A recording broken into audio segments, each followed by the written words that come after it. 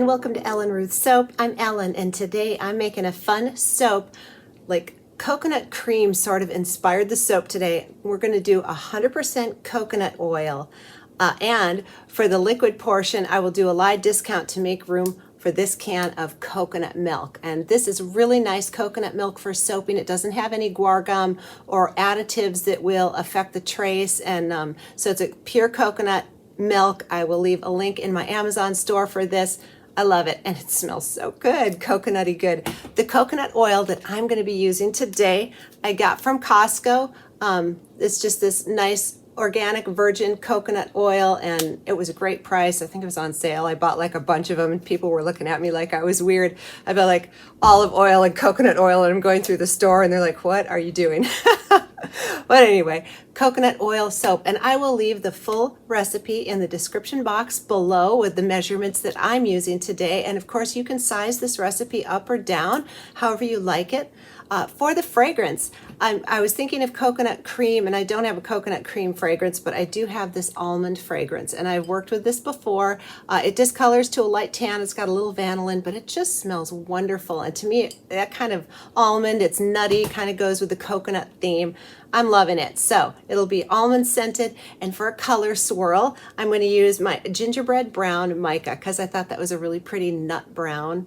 It just looked really scrumptious and wonderful. One of the fun things about coconut oil soap is coconut has great, skin benefits. It's wonderful, and it is a cleansing oil when you put it as a portion of your oils in a soap recipe. But we're going to 20% super fat today with this coconut oil soap, and now it not only bubbles like a dream, but it's not drying or super cleansing. With the 20% super fat, this will not dry your skin out like, when you add coconut oil into your soap, it's the cleansing bubbly oil. Well, 20% super fat takes care of that, and they are wonderful. I have customers that absolutely love the 100% coconut oil soap. I love it. My family loves it. So that's how we're going to tackle it not being too drying, 20% super fat. And another fun fact about coconut oil soap is that it will lather in salt water. So if you're a sailor or you're by the ocean, my son is stationed in San Diego right now. He's a diver. I'm going to send him a bar of this if he's ever out diving in the ocean and come out and want to rinse off. So because coconut oil has just got that great lathering reputation, I'm going to get everything pulled together, get my hair pulled back, get my coconut oil melted and my lye solution going, and we will come back and make some really luxurious 100% coconut oil soap. All right, it's time for the additives in the coconut oil soap. So I have 108 ounces of organic coconut oil here, and to this I'm going to add an entire can, which is 13.5 ounces of pure coconut milk. Luscious stuff. I just shook this really hard before I opened the lid off to kind of blend it. What you can do if you have a big skim or if it's separated a lot, you can actually stick your stick blender in here and blend it up. But anyway, there's the coconut milk. Yum. And then I'm going to add my kaolin clay like I always do because I love it, and my colloidal oats, and we're going to add a little coconut milk powder because I've got it, and why not? So 2 tablespoons of coconut milk powder. Can you have too much coconut? I don't know. I'm kind of loving it. So let me get this all blended up and let it sit and absorb. I do have the fragrance in here. I have worked with that almond fragrance before, and it soaps really well, so it's already in here. And then I'm just waiting for my lye solution to cool off, and we'll come back and get to that. So a note on fragrant oils, you may not be using almond. So what you do is you look at the manufacturer's label, or recommendations, the manufacturer's recommendation, and it will have different max amounts of usage for bath and body products or skincare or lotion or candles, and it will give you the percentage for each fragrant oil. And so you need to watch that. Typically it's around 5 or so. A rule of thumb is like 1 ounce per pound of oils, but that is a loose rule of thumb. I like to look at the manufacturer's recommendations, and I always use the max amount because I'm fragrancing it and I want the max amount. So I check that volume out. That's what I put in the soap. So just you can look that up, whatever fragrance you're using for the soap. All right, it's time to move forward here, and here is my lye solution. This is 16 ounces of distilled water with a tablespoon of sugar dissolved in it. Then I snipped up tussa silk fibers and poured 15.5 ounces of sodium hydroxide in there. Dissolved the tussa silk, and I did add a little sodium lactate. I normally don't in my coconut oil soaps because they're very hard, but I wanted to see if it helped with unmolding. Shouldn't be an issue. You don't need sodium lactate. You can omit that if you want, but it's in there. Figured I'd tell you. So let me just tell you, the 16 ounces of water and the 13.5 ounces of coconut milk that is in the oil makes for 26.5 ounces of liquid total. That is a steep water discount, but I want these to firm up really fast. You can go a little higher if you want, but so run it through your soap calculator, see what you're comfortable working with. But this is a 26.5 ounces of liquid total in here. So that's what we're doing. That's about, I would say it's about a 25 or 26 to 28% water to oil ratio. And if you're not familiar with all these lingo and stuff, I would really encourage you to work with soap calc, play around with it, get familiar. Ellie's Everyday Soap, she is on YouTube, has a wonderful tutorial for how to work with soap calc. There's a lot of really fabulous resources out there, so really get familiar with numbers and percentages and stuff. It will help your soap making journey. So let me quit talking. I'm going to add this in here. Boy, this almond just smells nice. It's very just pleasant and of course nutty and wonderful. So one of the things you want to watch out for with coconut oil soap is a false trace, and because it can separate. So you want to really be careful and make sure that you get it fully emulsified and get a nice trace before you go ahead and pour it, because you can get a false trace with coconut oil soaps, and this will heat up really well in the mold tonight, so I am going to keep an eye on it and make sure it doesn't overheat. Coconut oil soap can get very hot in the mold. So, and you might even see a little separation as you're blending, so just keep stick blending until you're sure you have a good, emulsion and on into trace. I haven't had it happen all the time, but I have had a few coconut oil soaps where I've just really had to watch it. So each batch is different. It depends on your climate, your temperature, all of that. I'm soaping at about 80 degrees today. 80 to 85, I think the lye and the oil was at.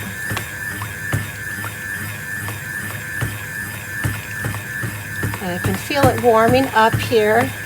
That's good, but I'm just going to keep going. I don't want a false trace. And it's not a trace anyway. I don't even think I have emulsion yet, which is nice. You got time. This fragrance is easy to work with. And again, I'm only doing that one color swirl in here.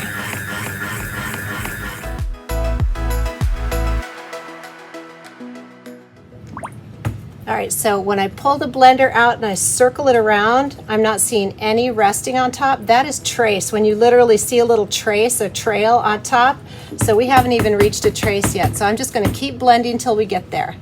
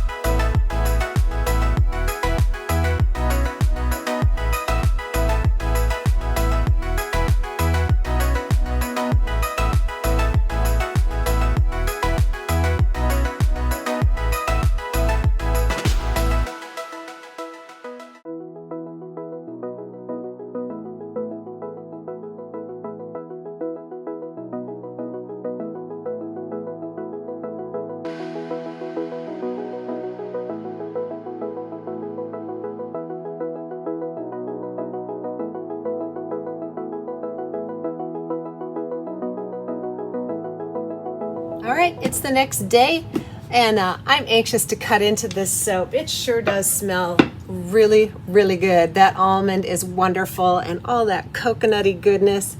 Can't wait to see how that swirl came out too. This is going to be fun. This took like a really long time to trace. I stick blended this for probably, close to 10 minutes. I mean, just pausing, blending, pausing. Took forever to come up to trace. So I probably could have done a really intricate swirl here. Anyway, I thought that was fascinating. I have done coconut oil soaps before that have traced really quickly. So I think that the fragrance was behaving beautifully, and the temperatures were right. Again, I was soaping at about 80 degrees, and just it all came together and was very slow moving. So let's get in here and see what we've got going on the inside.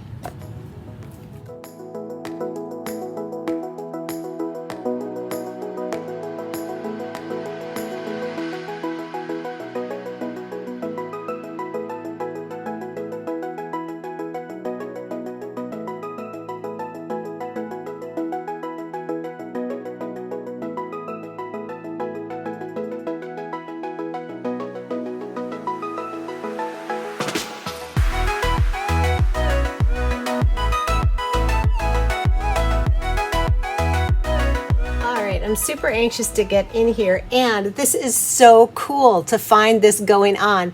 So what's happening here is it's still saponifying in the middle. Because of the high superfat, it's going to take a little while. It will eventually be this creamy light color, but this is the soap still working on itself, kind of going. This did go through gel phase. It got pretty warm. But anyway, I think it's just fascinating. So this is not the color it will end up to be. This down here is. Let's get this in the cutter, and I'm loving the tops on here. Just swirly and cute, right?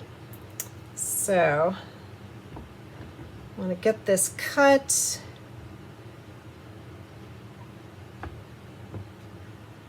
It is very, very hard today. Coconut oil soap is rock hard. So that is cool. Let's see. Oh, interesting swirling. Let's keep going here. Yeah, I like the spoon swirl.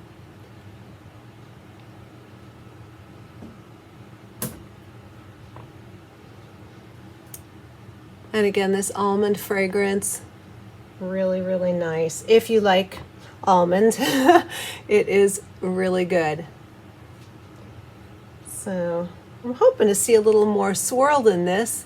And it's, you know, we're not getting the full, there's a lot of really cute little wispies in there that you're not seeing because it's still this dark color. It's still saponifying.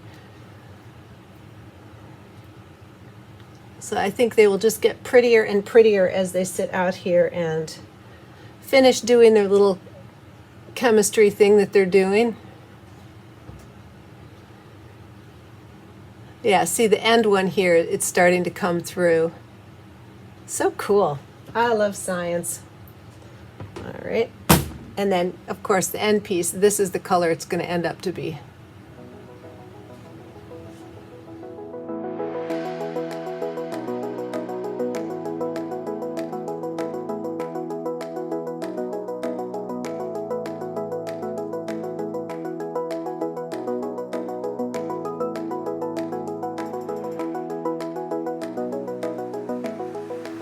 All right, starting this fall, I have decided to take one of my loaves and cut them into half-size bars and start offering half-size bar packs. I just thought people might enjoy that. So I've got this lined up here, hopefully, so that I can cut all these bars into half-size. Yay! All right, I'm back the next day. I let these sit overnight, and you can see they have now saponified and finished the whole gel phase and everything. They got so hot, they have a little bit of steric spots on them, but I think that's beautiful. And steric is just a naturally occurring thing. I did not add steric acid to this soap, but it's just a naturally occurring thing in some oils. So the coconut oil, this got very hot in the mold, but I think they're gorgeous. These smell amazing, and they are so rock hard. I'm having a hard time stamping them. I did my little half-size bars here, and I'm having to whack pretty hard. These are hard bars of soap, which is wonderful. They're going to last up really well in the water. So let me get these cleaned up and get to stamping. Got my KitchenAid vegetable peeler, and we're just going to peel them up. I just thought that was fascinating when I unmolded and it was still kind of gelling. It was kind of cool. All right, line it up. Here's my stamp and my 91% isopropyl alcohol. It just helps it release. Spritz it liberally, and then it will evaporate off, so it's no big deal.